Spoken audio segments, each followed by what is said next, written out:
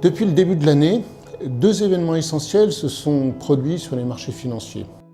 D'une part, les bourses ont beaucoup monté, et même si elles ont commencé une période de consolidation, la tendance est bien nette à la hausse. Et puis d'autre part, le dollar a baissé de manière significative, et on va chercher à comprendre pourquoi. Alors du côté des marchés actions, la tendance est clairement à la hausse. À la hausse parce que les fondamentaux économiques sont bien orientés.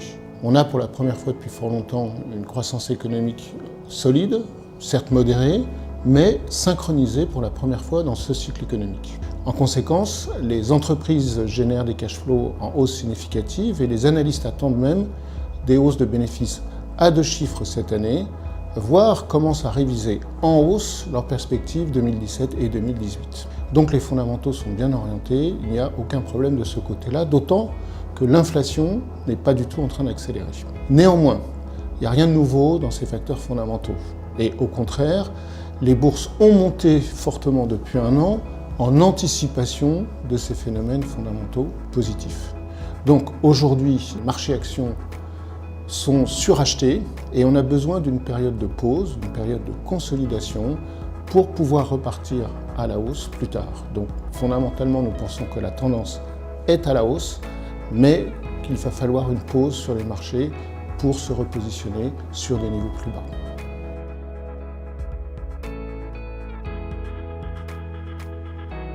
Le dollar a baissé de manière significative depuis le début de l'année, de 5% en taux de change effectif, de 9% vis-à-vis de l'euro. Cette baisse est importante et nous paraît très exagérée. Alors, il y a plusieurs facteurs qui se conjuguent pour expliquer l'ampleur de ce mouvement. Premièrement, les facteurs politiques. Avec l'élection présidentielle française, le risque politique en Europe a beaucoup diminué. Personne n'est inquiet avec les élections en Allemagne, et puis l'Italie ne devrait pas connaître d'élections anticipées, donc on a le temps avant que le risque politique européen revienne sur le devant de la scène. Par contre, aux États-Unis, le risque politique reste entier. Et par risque politique, j'entends le fait que l'administration Trump a beaucoup de mal à mettre en place sa politique de relance par la fiscalité. On voit que l'administration Trump n'a pas réussi à réformer l'Obamacare. Elle manque donc de marge de manœuvre pour baisser les impôts comme elle l'avait annoncé. Cela dit, le marché est très exagéré. Il l'anticipait beaucoup au moment de l'élection de M. Trump et maintenant il n'anticipe plus rien. Notre schéma est que l'administration Trump va réussir à faire une baisse classique des impôts et que ce plan sera annoncé avant la fin de l'année. Deuxième facteur, c'est la politique monétaire.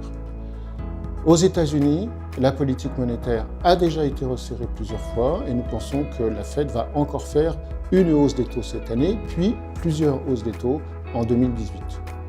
Le marché ne croit pas que ce point va se réaliser, essentiellement parce que le marché doute de l'ampleur de la reprise fiscale. Quant à nous, nous pensons que l'économie américaine va rester sur un rythme de croissance supérieur à 2% et que la Fed veut regagner des marges de manœuvre pour le prochain cycle économique. Elle va donc monter les taux comme elle l'annonce. Par ailleurs, en Europe, il a suffi d'un discours de M. Draghi pour que le marché se mette à anticiper un changement de politique monétaire.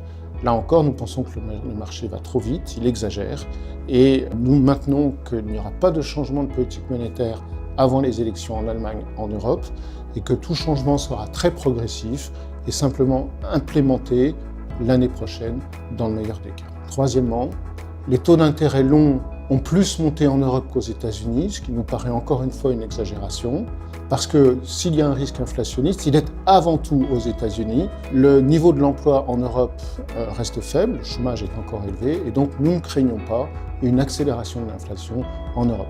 On ne sait pas quel va être le déclencheur, ça pourrait être les élections en Italie, ça pourrait être un changement de perception sur les politiques monétaires, ou un retournement des marchés obligataires, ou des indications économiques plus toniques aux États-Unis, mais nous maintenons l'idée que le dollar sera une devise forte, même si nous avons révisé un petit peu en baisse nos anticipations pour les 3 prochains mois.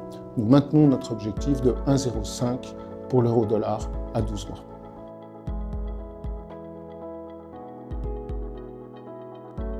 Nous ne changeons pas nos recommandations géographiques, donc nous continuons de préférer les marchés de l'eurozone et le Japon. Nous sommes seulement neutres sur les États-Unis le Royaume-Uni et les pays émergents. Par contre, nous faisons quelques ajustements dans le sectoriel, de manière à avoir une allocation sectorielle plus défensive. Donc nous diminuons négatif notre opinion sur le secteur automobile.